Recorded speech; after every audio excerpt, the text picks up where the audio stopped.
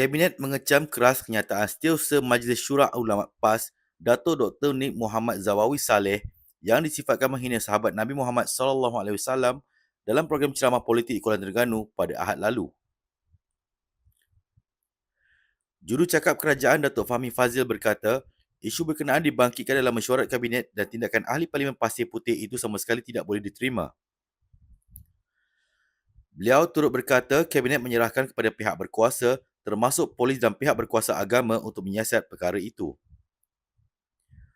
Jemaah Menteri dimaklumkan terdapat sejumlah laporan polis yang sudah dan sedang dibuat. Maka kita serah kepada pihak berkuasa, terutama mungkin majlis atau jabatan agama berkaitan untuk melakukan siasatan.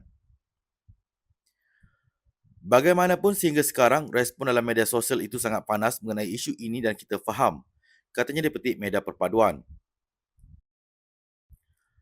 Beliau yang juga Menteri Komunikasi itu berkata demikian pada sidang media mingguan pada Rabu.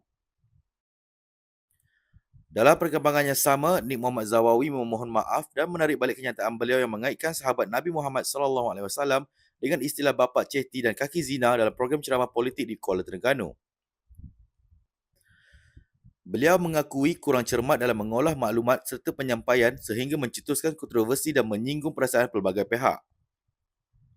Kenyataan itu juga mengundang kritikan termasuk daripada pemimpin PAS sendiri, antaranya pemuda PAS Selangor yang menggesa Nik Zawawi untuk bertaubat.